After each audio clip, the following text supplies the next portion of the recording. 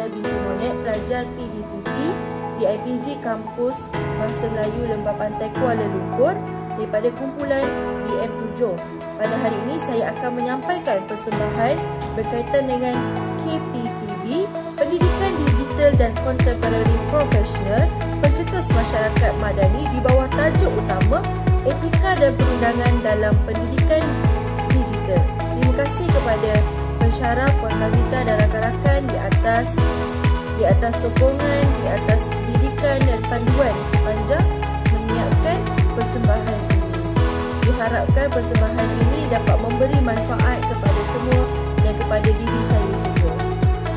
Assalamualaikum dan salam sejahtera. Pada hari ini saya akan membuat pembentangan untuk subjek EDUP 2132 iaitu Profesionalisme Keguruan di bawah tajuk Kependidikan Digital dan Contemporary Professional Pencetus Masyarakat Madani di bawah tajuk utama Etika dan Perundangan dalam Pendidikan Digital. Sebagai pengenalan, transformasi digital dalam bidang pendidikan telah membuka ruang yang luas untuk inovasi dalam pedagogi, mengubah lanskap pendidikan secara menyeluruh. Transformasi ini semakin ketara selepas dunia menghadapi pandemik COVID-19 yang mempercepatkan adaptasi pengajaran dan pembelajaran secara maya. Peralihan kepada pengajaran dan pembelajaran secara berasaskan teknologi telah mempercepatkan integrasi alat digital dalam pendidikan dalam bilik darjah. Peranan guru sebagai penjaga nilai profesionalisme semakin mencabar apabila berdepan dengan isu seperti integriti akademik, komunikasi digital tidak beretika, eksploitasi murid dalam talian dan pelanggaran undang-undang berkaitan dengan kandungan digital. Oleh itu, amat penting untuk para guru memahami, menghormati dan mengamalkan prinsip etika serta mematuhi kerangka perundangan berkaitan dengan pendidikan digital. Baiklah, kita teruskan kepada aspek yang akan diperincikan dalam pembentangan ini. Penggunaan sumber digital dalam pengajaran dan pembelajaran memerlukan guru memahami aspek seperti hak cipta, komunikasi digital, integrasi murid dalam talian serta dasar dan perundangan yang berkaitan. Berdasarkan kajian dan laporan semasa, perincian aspek yang akan saya terangkan selepas ini penting untuk memastikan pengamalan profesionalisme yang beretika dan bertanggungjawab dalam pendidikan digital.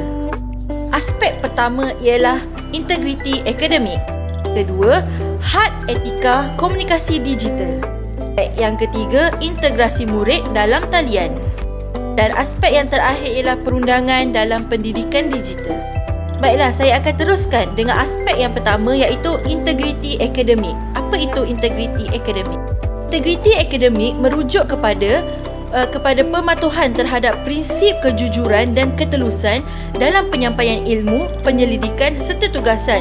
Integriti akademik menjadi teras penting dalam mengekalkan kredibiliti sistem pendidikan, lebih-lebih lagi apabila berdepan dengan cabaran teknologi seperti penggunaan kecerdasan buatan iaitu AI secara tidak terkawal. Dalam konteks digital, isu seperti plagiarisme, peniruan kandungan dan penyalahgunaan bahan pembelajaran secara dalam talian menjadi kebimbangan utama. Dalam era digital ini, isu ketirisan integriti semakin mencabar untuk ditangani apabila pelbagai aplikasi kecerdasan buatan seperti ChatGPT, Grammarly dan Quillbot digunakan secara meluas oleh pelajar atau murid untuk menjana tugasan akademik. Kajian yang telah dilaksanakan oleh pengkaji dalam jurnalnya Ethical Risk of Using ChatGPT in Higher Education Institutions in Malaysia menunjukkan bahawa penggunaan AI seperti ChatGPT tanpa panduan boleh menyebabkan pelajar atau murid meniru jawapan tanpa memahami kandungan sebenar. Fenomena ini bukan sahaja menjejaskan keaslian ilmu tetapi turut melemahkan kemahiran pemikiran kritikal murid. Tambahan pula, guru juga berisiko melanggar hak cipta apabila menggunakan bahan yang dimuat turun daripada internet tanpa merujuk sumber asal. Berdasarkan aspek integriti akademik, terdapat beberapa isu yang sering diketengahkan iaitu berkaitan dengan integriti akademik itu sendiri. Memetik laporan daripada berakhbar tempatan bertajuk AI dorong siswa ciplak tugasan gugat etika akademik. Di sini ditekankan bukan sahaja siswa, malah guru itu sendiri. Bagaimana penyediaan bahan-bahan yang digunakan, adakah daripada bahan sendiri ataupun sumber-sumber yang sahih, dan membuat citation dengan izin, citasi dengan izin citation untuk bagi memastikan tiada unsur plagiat dalam penyediaan bahan. Seterusnya dapat dilihat bahawa kemunculan teknologi kecerdasan buatan meningkatkan penggunaan AI dalam dunia pendidikan. Hal ini amat memberi satu anjakan dalam dunia pendidikan. Namun melalui isu ini telah membuka ruang baharu terhadap amalan plagiarisme. Seterusnya dapat merosakkan kepercayaan dan integriti dalam sistem pendidikan. Kepada isu yang semakin meruncing ini, pihak Kementerian Pendidikan tidak duduk diam. Malah berdasarkan petikan daripada akhbar yang saya dapati bahawa usaha daripada tajuk ini ditunjukkan bahawa Malaysia usaha tingkatkan kualiti pendidikan digital seperti yang dinyatakan oleh YB Fadlina Siddiq. Dalam satu kenyataan yang disiarkan oleh Sinar Harian pada tarikh 25 Ogos 2024, Menteri Pendidikan iaitu YB Fadlina Siddiq menegaskan bahawa integriti dalam pelaksanaan pendidikan digital perlu diberi keutamaan. Beliau turut menyeru agar guru diberi pendedahan berterusan tentang penggunaan teknologi secara beretika, termasuk penyediaan bahan PDP iaitu pengajaran dan pembelajaran. Maksudnya di sini pihak Kementerian Pendidikan menegaskan bahawa guru-guru perlu ada integriti dalam penggunaan digital, terutamanya dalam penyediaan bahan. Di sini pihak kementerian akan terus mengadakan beberapa latihan atau pendedahan secara berterusan kepada para guru mengenai integriti dan langkah-langkah yang perlu diambil untuk menjaga etika dalam integriti dalam dunia digital pendidikan. Setiap perkara pasti ada cabarannya. Jadi di sini saya akan nyatakan 4 cabaran integriti akademik dalam pendidikan digital. Pertama, ada 4 cabaran yang saya akan nyatakan. Yang pertama, peningkatan plagiat berasaskan kecerdasan buatan atau AI. Menurut pengkaji, penggunaan alat kecerdasan buatan iaitu AI seperti ChatGPT telah menyebabkan peningkatan penyerahan tugasan yang dihasilkan secara automatik tanpa pemahaman yang sebenar. Ramai pelajar atau murid tidak menyedari bahawa penggunaan output AI tanpa pengakuan sumber merupakan bentuk plagiat digital. Yang kedua, kekeliruan tentang had etika dalam penggunaan sumber digital. Menurut pengkaji, kebanyakan guru dan murid masih kurang jelas tentang perbezaan antara fair use, hak cipta, dan open access, akses terbuka. Ini menyebabkan mereka sering menggunakan bahan dalam talian tanpa mematuhi etika hak milik intelektual. Yang ketiga, kurangnya kesedaran dan pendidikan formal tentang integriti akademik digital. Pendidikan integriti akademik masih belum menjadi komponen wajib dalam latihan perguruan atau kurikulum sekolah. Ini menyebabkan guru juga kadang-kala mengabaikan kepentingan memberi kredit sumber dan mencontohi etika yang betul. Yang keempat, kurangnya penggunaan sistem pengesan plagiat secara konsisten oleh pendidik. Di sini dilihat bahawa tidak semua sekolah menyediakan alat untuk mengesan plagiat seperti Turnitin. Jadi kebanyakan hasil kerja kurang diberi perhatian untuk dilihat hasil kerja tersebut sama ada daripada sumber yang asli ataupun sumber internet semata-mata. Menurut pengkaji, tidak semua institusi atau guru menggunakan perisian seperti Turnitin atau GPT-0 dalam menyemak tugasan, menyebabkan kes peniruan tidak dapat dikesan dengan berkesan.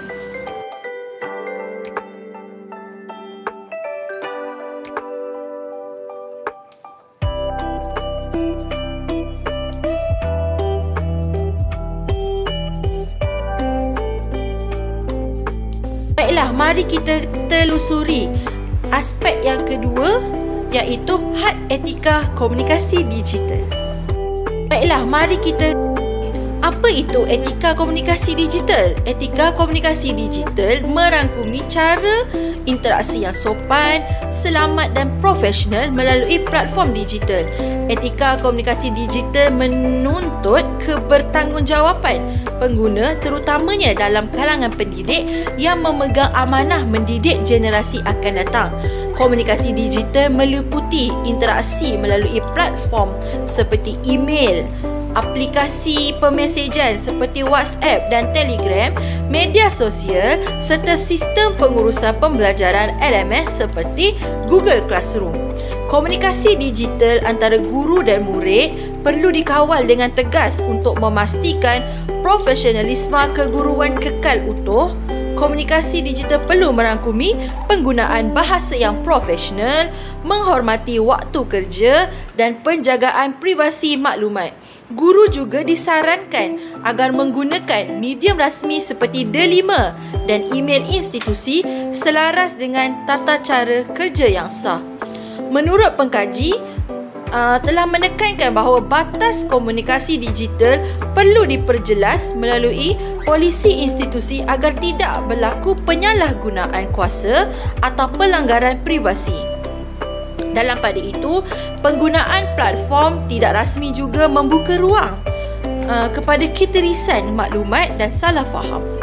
Namun, trend yang membimbangkan di mana segelintir guru menyalahgunakan media sosial untuk membuat naik kandungan melibatkan murid tanpa kebenaran semata-mata demi meraih perhatian awam. Berdasarkan jurnal Navigating AI Ethics in Malaysian Universities menekankan keperluan terhadap literasi etika dalam komunikasi digital. Penyebaran maklumat murid atau bahan pengajaran tanpa semakan perundangan atau etika boleh menimbulkan pelbagai implikasi termasuk pelanggaran hak peribadi dan penyalahgunaan data. Berkaitan dengan komunikasi digital, sebenarnya pelbagai isu yang timbul dalam dunia pendidikan terutamanya dan khususnya yang menjadi buah mulut dan sering menjadi tajuk-tajuk utama di dada akhbar. Antaranya seperti 3 keratan akhbar yang saya ambil. Pertama, isu berkaitan guru wanita yang bercinta dengan pelajarnya sendiri.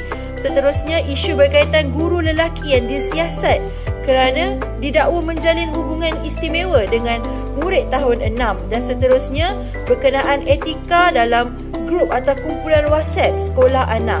Isu-isu ini bukanlah isu-isu baru, namun sering menjadi tajuk-tajuk utama yang membimbangkan, terutamanya dalam dunia pendidikan.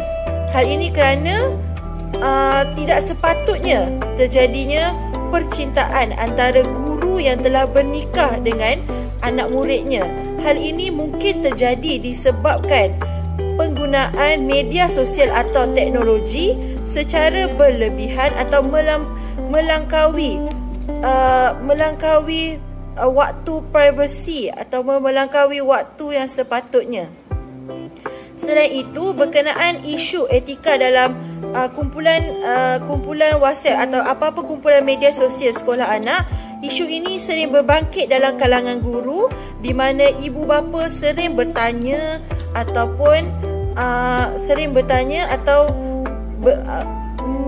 menghantar mesej kepada guru pada waktu yang tidak tepat dan pada luar waktu pekerjaan ataupun pada tengah malam ketika guru berehat. Sebenarnya perkara ini perlu diambil cakna oleh ibu bapa agar melihat waktu yang bersesuaian untuk bertanya kepada guru, kerana guru sendiri mempunyai waktu privasi mereka sendiri. Begitu juga guru juga perlu mengambil kira waktu privasi dan waktu rehat murid agar tidak mengganggu waktu tersebut. Berbalik kepada isu tadi, pelbagai langkah yang diambil Kementerian Pendidikan, antaranya seperti di dada akhbar ini, KPM laksana 7 langkah atasi bebanan tugas guru. Pelbagai langkah dalam 7 inisiatif yang telah diketengahkan oleh Kementerian Pendidikan untuk mengurangkan beban tugas guru. saya ambil sedikit kata-kata daripada YB Fadlina Siddiq dalam kenatan akhbar tersebut berkenaan dengan isu ini. Sementara itu, KPM melalui jawatankuasa mengkaji beban guru akan terus meneliti inisiatif yang boleh membantu meringankan beban guru melalui perbincangan berterusan dengan Jabatan Pendidikan Negeri, Kesatuan Perkhidmatan Perguruan Kebangsaan dan Majlis Pengetua Sekolah Malaysia serta Majlis Guru Besar. Kami akan memastikan kesejahteraan guru terjamin dan fokus utama mereka kepada PDP dapat dioptimumkan. Baiklah, mari kita lihat pula cabaran etika komunikasi digital dalam pendidikan digital. Ada 3 yang akan saya ulas selepas ini. Yang pertama, cabarannya ialah buli cyber dan komunikasi tidak profesional antara murid dan guru. Apabila komunikasi berlaku di luar waktu sekolah dan tanpa pengawasan, terdapat kes di mana murid menggunakan medium digital untuk membuli guru atau sebaliknya. Pengkaji dalam kajiannya tentang etika cyber dalam kalangan pelajar menyatakan bahawa kurangnya kawalan dalam komunikasi digital boleh mendorong kepada tingkah laku tidak beretika. Cabaran yang kedua ialah penyebaran maklumat peribadi murid tanpa kebenaran. Dalam sesetengah situasi, guru berkongsi data peribadi seperti nama penuh, gambar, keputusan peperiksaan atau latar belakang keluarga murid dalam kumpulan media sosial tanpa kebenaran. Ini melanggar prinsip asas prinsip Akta Perlindungan Data Peribadi tahun 2010 dan mencetuskan risiko keselamatan kepada murid. Menurut pengkaji, tahap kesedaran guru terhadap perundangan digital seperti PDPA masih rendah dan memerlukan intervensi segera melalui latihan. Cabaran yang ketiga ialah gangguan waktu peribadi guru atau murid sendiri. Penggunaan alat komunikasi seperti WhatsApp menyebabkan guru sukar membezakan antara waktu kerja dan waktu rehat. Murid atau ibu bapa menghantar mesej di luar waktu sepatutnya. Kajian yang telah dilaksanakan oleh pengkaji menunjukkan bahawa guru mengalami tekanan akibat beban komunikasi digital yang tidak menentu masa dan ini memberi kesan kepada kesejahteraan mental mereka. Setiap cabaran pasti ada cara untuk mengatasinya. Jadi saya senaraikan 3 cadangan untuk mengatasi cabaran etika komunikasi digital dalam pendidikan digital. Pertama, mewujudkan garis panduan komunikasi digital yang jelas dan wajib dipatuhi. Kementerian Pendidikan Malaysia perlu menyediakan satu set peraturan khusus untuk komunikasi digital antara murid, guru dan ibu bapa.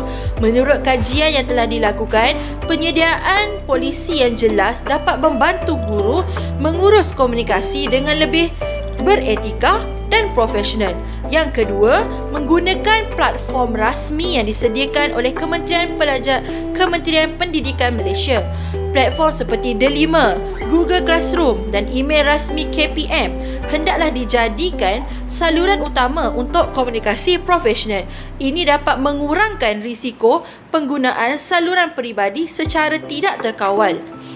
Pengkaji menyatakan bahawa penggunaan sistem rasmi membantu mengekalkan keselamatan maklumat dan pemantauan interaksi digital secara lebih beretika. Dan yang ketiga, penguatkuasaan terhadap pelanggaran etika. Pihak sekolah atau pejabat pendidikan daerah iaitu PPD perlu melaksanakan sistem aduan dan pemantauan supaya pelanggaran komunikasi digital dapat dikenal pasti awal dan ditangani. Ini bertepatan dengan saranan Menteri Pendidikan iaitu YB Fadlina Siddiq dalam akhbar Astro Awani menyatakan bahawa tindakan tata tertib perlu dikenakan terhadap pelaku yang menyalahi etika komunikasi profesional. Kini kita beralih kepada aspek yang ketiga iaitu etika integrasi murid dalam talian. Baiklah, apa itu etika integrasi murid dalam talian? Etika integrasi murid dalam talian merujuk kepada tanggungjawab moral dan profesional guru dalam memastikan penglibatan murid dalam pembelajaran digital berlaku secara adil, selamat, menghormati hak murid dan tidak melanggar prinsip pendidikan. Integrasi murid dalam pembelajaran digital haruslah inklusif, selamat dan menghormati hak serta privasi murid. Guru perlu memastikan setiap aktiviti dalam talian tidak menyebabkan diskriminasi atau pencerobohan privasi. Transformasi digital dalam pendidikan membuka ruang yang besar kepada penglibatan murid secara maya. Penggunaan teknologi seperti secara dalam talian juga menuntut tanggungjawab terhadap cara murid dilibatkan dalam aktiviti PDP digital. Etika integrasi murid dalam talian menuntut perhatian khusus terhadap hak, kebajikan dan akses murid terhadap pembelajaran digital. Dalam kajian yang telah dilakukan berjudul Cyber Ethics and Internet Behaviour of Malaysian Primary Education Students, didapati bahawa ramai murid tidak memahami tingkah laku cyber yang betul selain terdedah kepada buli cyber dan pendedahan berlebihan terhadap kandungan yang tidak sesuai. Selain itu, aspek ini juga meneliti murid yang tidak mempunyai peranti atau akses internet ketinggalan dalam PDP mencetuskan ketidaksamaan dalam pendidikan. Dalam konteks ini, etika memerlukan guru untuk bertindak secara adil, mengelakkan eksploitasi murid untuk kandungan media sosial serta menyediakan kaedah alternatif bagi memastikan semua murid terlibat secara aktif dalam PDP digital. Kajian yang dilakukan oleh pengkaji menunjukkan bahawa jurang akses terhadap peranti dan internet dalam kalangan murid B40 turut menyumbang kepada ketidaksamaan pendidikan yang ketara. Baiklah, saya akan mengulas dengan lebih lanjut mengenai etika integrasi murid dalam talian. Pertama sekali kita lihat pada keadilan akses, iaitu digital equity. Guru perlu memastikan semua murid tanpa mengira latar belakang sosioekonomi mendapat peluang yang sama rata untuk menyertai pembelajaran dalam talian. Contohnya, kita dapat lihat tidak semua murid mempunyai peranti atau capaian yang stabil. Jadi jika guru terus-menerus menggunakan platform yang berat dan tidak mesra telefon bimbit, kemungkinan besar murid-murid ini akan ketinggalan. Yang kedua, kita dapat lihat mengenai privasi dan keselamatan murid.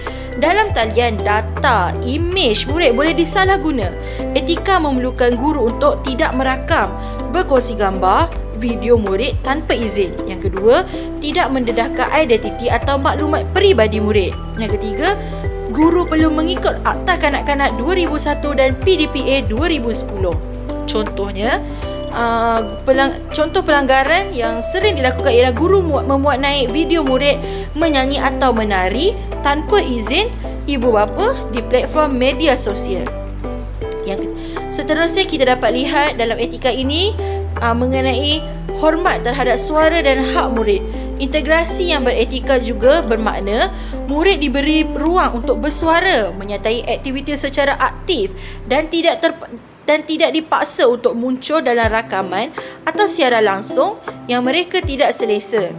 Etika-etika ini menuntut guru memahami batas privasi dan hak untuk tidak mahu terlibat secara visual.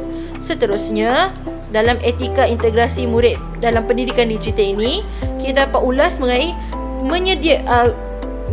guru untuk menyediakan persekitaran pembelajaran selamat dan inklusif. Guru mesti memastikan ruang pembelajaran dalam talian bebas dari buli cyber, tidak memberi tekanan keterlaluan kepada murid dan akhir sekali mempunyai batas komunikasi yang jelas seperti tidak menghantar mesej peribadi di luar waktu. Apabila menyebut tentang murid dan pendidikan digital, pasti akan timbul pelbagai isu terutamanya dalam media sosial. Antara isu yang kemungkinan atau sememangnya timbul pada masa kini seperti dalam keratan akhbar yang saya peroleh ialah sikap guru yang gila konten, tidak beretika dan langgar profesionalisme, ataupun guru-guru yang mengambil kesempatan menjadikan murid sebagai konten atau isi kandungan dalam media sosial. Sebagai seorang guru, kita tertakluk kepada etika profesionalisme keguruan, dan sebagai seorang penjawat awam sepatutnya kita bijak dalam menyusun konten atau isi kandungan dalam media sosial. Kita juga tidak seharusnya menggunakan murid-murid atau pelajar untuk dijadikan sebagai konten tanpa keizinan daripada ibu bapa ataupun murid itu sendiri. Hal ini demikian kerana boleh menjejaskan privasi murid itu sendiri ataupun menjejaskan keselamatan murid itu sendiri. YB Fadlina Siddiq dalam keratan akhbar ini memberi nasihat dan menegaskan bahawa konten ataupun isi kandungan media sosial seorang guru haruslah bermanfaat sama ada kepada murid ataupun kepada masyarakat. Selain itu, isu berkaitan integrasi murid dalam talian juga dapat dilihat berkaitan dengan dalam keratan akhbar Esra Awani, iaitu yang menyebut 30 ke 40% sekolah pedalaman belum ada internet yang stabil untuk Malaysia. Jadi sepatutnya isu ini dalam dunia yang semakin berkembang maju, sepatutnya isu ini menjadi isu-isu yang kecil ataupun isu yang sepatutnya diselesaikan, kerana setiap murid sama ada di bandar atau luar bandar berhak mendapatkan hak yang sama rata, hak kesamarataan dalam mendapat akses kepada internet dan peranti digital.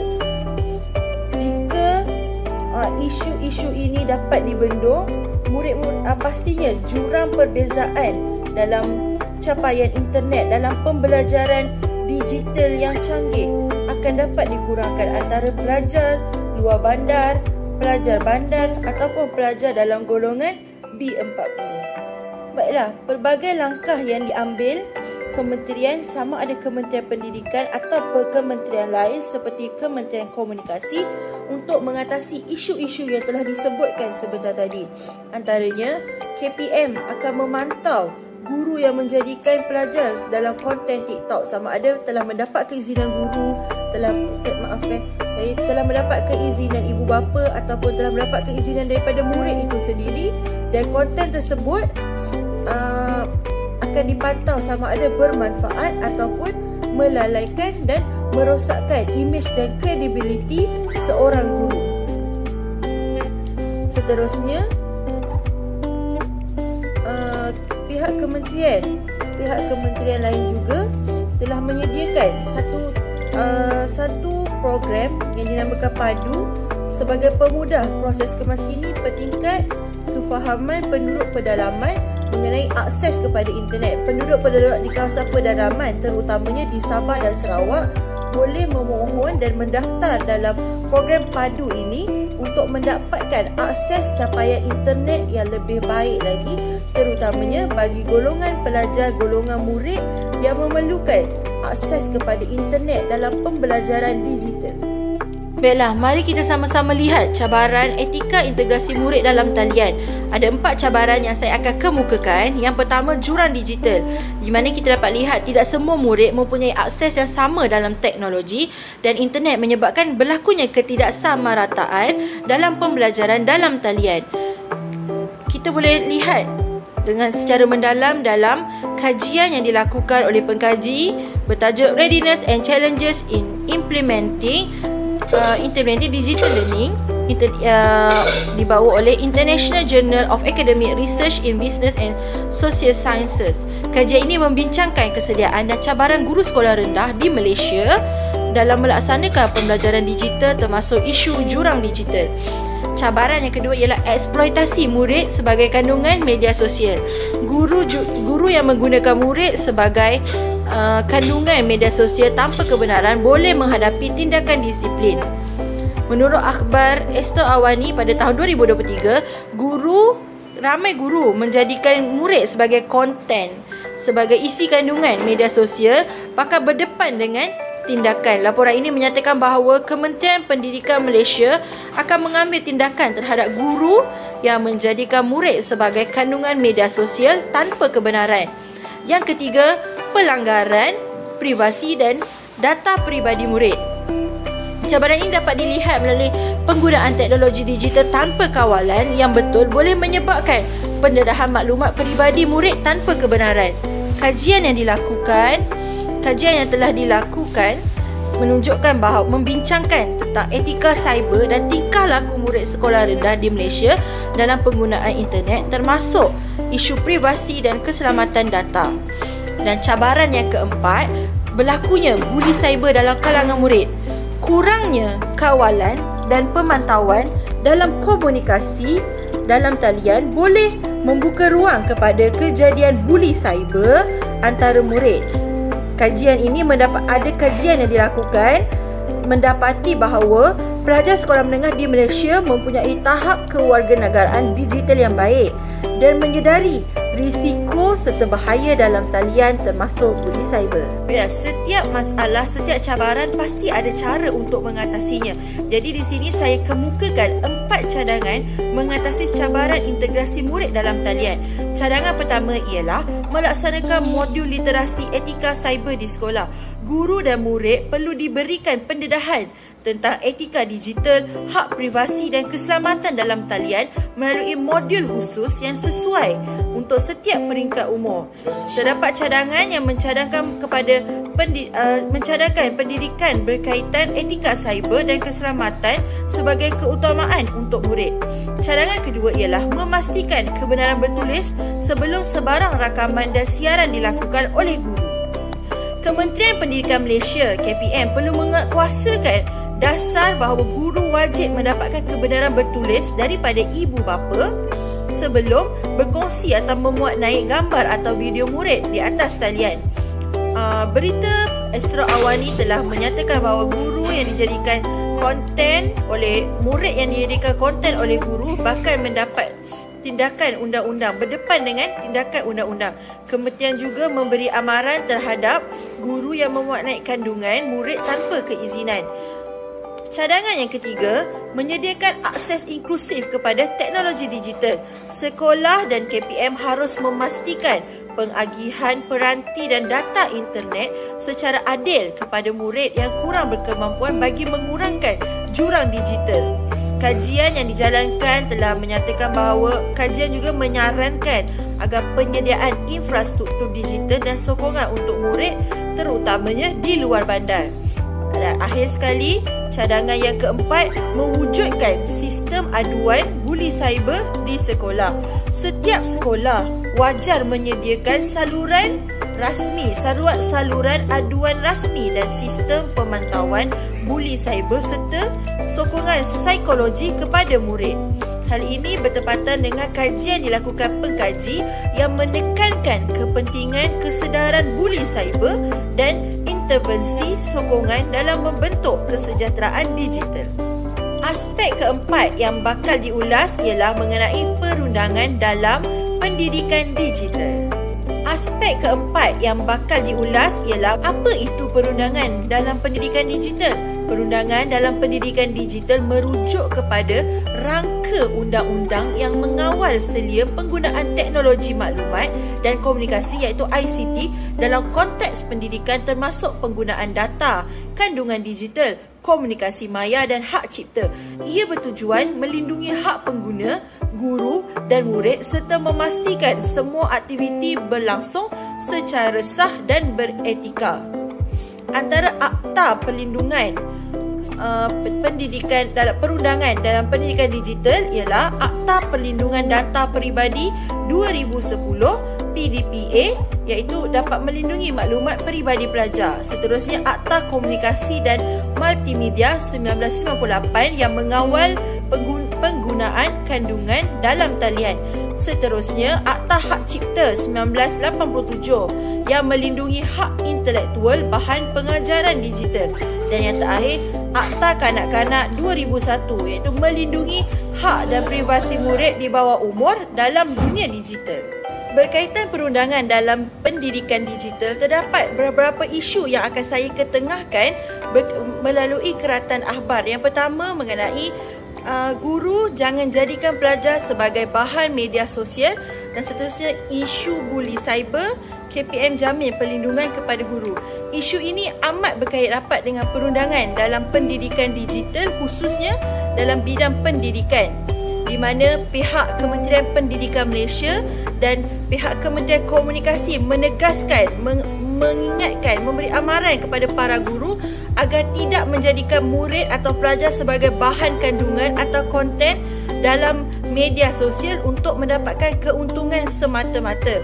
Hal ini kerana akan mengganggu privasi murid dan mengancam keselamatan murid jika berterusan tanpa kawalan dan keizinan daripada ibu bapa, pelajar atau murid itu sendiri. Selain itu, isu buli cyber, KPM jamin perlindungan kepada guru. Isu buli cyber ini bukan sahaja terhadap guru, tetapi boleh jadi buli cyber ini kepada murid. Jadi pihak Kementerian Pendidikan amat menitik beratkan isu-isu berkaitan buli cyber dan tidak menggalakkan, menghalang dan tidak menggalakkan sama sekali isu tersebut daripada terus berlaku. Baik kerajaan ataupun Kementerian Pendidikan sendiri telah mengambil langkah inisiatif yang jitu untuk menangani isu perundangan dalam pendidikan digital. Antaranya seperti dalam akhbar ini, iaitu KPM pantau isu guru jadikan pelajar sebagai konten di dalam media TikTok, dan seterusnya KPM akan pastikan kesejahteraan guru terpelihara dan tangani segera isu buli cyber. Saya baca sedikit petikan daripada keratan akhbar ini. Kementerian Pendidikan akan memastikan kesejahteraan guru sentiasa terpelihara dalam setiap isu berkaitan kesejahteraan mereka, termasuk buli cyber dan akan diberi perhatian sekaligus ditangani segera.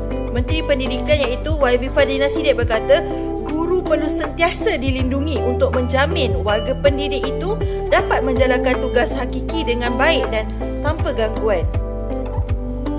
Seterusnya, untuk akhbar berkaitan dengan pelajar dijadikan konten di TikTok, saya mengambil sedikit keratan akhbar ini, membaca sedikit petikan daripada keratan akhbar ini, iaitu kita memantau dari semasa ke semasa sebarang aduan yang dikemukakan, yang apatah lagi jika ia menjejaskan integriti dan etika kerja seorang guru yang barangkali boleh memberi impak negatif kepada keseluruhan ekosistem pendidikan. Sekarang kita lihat pula cabaran perundangan dalam pendidikan digital. Saya kemukakan 3 cabaran. Yang pertama, kurangnya kesedaran guru tentang implikasi undang-undang digital. Ramai pendidik tidak menyedari bahawa perkongsian gambar, video atau data pelajar secara atas talian tanpa kebenaran adalah menyalahi Akta PDPA. Cabaran yang kedua ialah ketiadaan garis panduan jelas di peringkat sekolah. Tidak semua sekolah melaksanakan SOP standard bagi penggunaan media digital, menyebabkan wujudnya ruang pelanggaran hak pelajar. Dan yang terakhir, cabaran terakhir, tiada pemantauan berterusan terhadap kandungan digital guru. Tanpa pemantauan dari pihak pentadbir atau pegawai kementerian, kandungan yang dihasilkan guru boleh melanggar Akta Hak Cipta atau mengeksploitasi pelajar. Apa cadangan untuk mengatasi masalah ini? Antara cadangan untuk mengatasi isu perundangan dalam pendidikan digital, saya kemukakan 4 cadangan. Yang pertama, pemerkasaan latihan undang-undang digital untuk guru. Guru perlu didedahkan kepada konsep PDPA, hak cipta dan etika komunikasi digital melalui latihan tahunan yang komprehensif. Yang kedua, pemantauan kandungan digital melalui panel pemantau sekolah.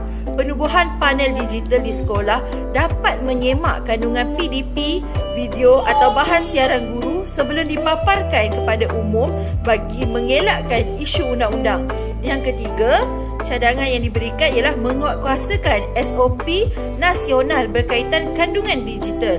KPM perlu membangunkan dan mengedarkan SOP rasmi peringkat kebangsaan berkaitan penggunaan dan penghasilan kandungan digital agar wujud keseragaman dan pematuhan undang-undang. Dan cadangan yang keempat, pendidikan kepada murid dan ibu bapa mengenai hak privasi. Kempen kesedaran di peringkat sekolah dan komuniti penting supaya ibu bapa dan murid faham hak mereka di bawah PDPA dan boleh membuat aduan jika privasi dilanggar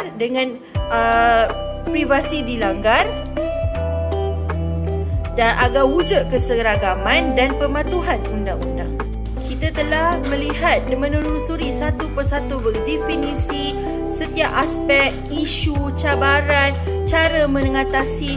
Jadi di sini saya akan mengemukakan untuk mengulas lebih lanjut apa itu kepentingan etika dan perundangan dalam pendidikan digital dan kaitannya dengan dunia pendidikan. Mari sama-sama kita lihat apa kepentingannya. Pertama, perlindungan privasi dan keselamatan data. Dalam dunia pendidikan, pelajar sering diminta mengisi maklumat peribadi seperti nama penuh, nombor kad pengenalan, keputusan peperiksaan dan rekod kesihatan dalam platform pembelajaran digital. Tanpa kawalan etika dan perundangan yang jelas, data ini boleh disalahguna atau bocor kepada pihak yang tidak bertanggungjawab. Oleh itu, sekolah dan guru perlu mengikut garis panduan undang-undang seperti Akta Perlindungan Data Peribadi untuk melindungi keselamatan murid. Kepentingan yang kedua ialah kesaksamaan akses kepada teknologi. Sistem pendidikan digital perlu memastikan semua pelajar mempunyai akses yang saksama kepada peranti dan internet. Tanpa kesedaran etika ini, pelajar dari kawasan luar bandar atau golongan B40 mungkin tertinggal dalam pembelajaran. Sekolah dan pihak kementerian harus mengambil inisiatif menyediakan peranti dan kemudahan kepada pelajar yang kurang berkemampuan. Hal ini selaras dengan semangat keadilan dalam pendidikan. Kepentingan seterusnya ialah hak dan tanggungjawab digital. Pelajar perlu dididik mengenai cara menggunakan teknologi secara beretika. Contohnya tidak menyebar berita palsu dan tidak membuli rakan secara dalam talian ataupun cyberbullying dan menjaga jejak digital mereka. Pendidikan digital yang menitik beratkan tanggungjawab ini akan membentuk pelajar yang lebih berdisiplin dan berakhlak tinggi dalam penggunaan internet dan media sosial. Kepentingan seterusnya ialah pematuhan kepada Undang-Undang Hak Cipta. Dalam tugasan dan pembelajaran, pelajar atau murid sering menggunakan bahan dari internet seperti video, gambar dan artikel. Tanpa bimbingan yang betul, mereka mungkin menyalin tanpa memberikan kredit atau citasi atau dengan izin citation kepada pemilik asal. Ini merupakan satu kesalahan dari sudut Undang-Undang Hak Cipta. Oleh itu, guru perlu menerapkan kefahaman tentang pentingnya menghormati hasil karya orang lain dalam proses pendidikan. Kepentingan seterusnya dapat dilihat melalui pembangunan etika digital melalui pendidikan kewarganegaraan. Pendidikan kewarganegaraan dalam kurikulum sekolah sebenarnya memainkan peranan penting dalam membentuk kesedaran etika digital. Pelajar atau murid akan belajar mengenai kesan sosial dan moral akibat penyalahgunaan teknologi serta memahami nilai seperti hormat menghormati, toleransi dan tanggungjawab dalam dunia digital. Secara kesimpulannya, pendidikan digital yang berkesan tidak cukup hanya dengan adanya teknologi canggih. Ia menuntut satu ekosistem yang beretika, berperundangan dan berpaksikan nilai kemanusiaan. Guru memainkan peranan sebagai ejen perubahan yang bukan sahaja menyampaikan ilmu tetapi juga membentuk watak dan sasiah digital generasi akan datang melalui pemahaman mendalam terhadap isu integriti akademik, komunikasi digital, integrasi murid dalam talian serta perundangan yang relevan. Warga pendidik dapat membina amalan profesional yang lebih selamat, adil dan berkesan. Penerapan prinsip-prinsip ini bukan sahaja memelihara nama baik profesi keguruan tetapi juga memastikan kelestarian pendidikan digital Malaysia.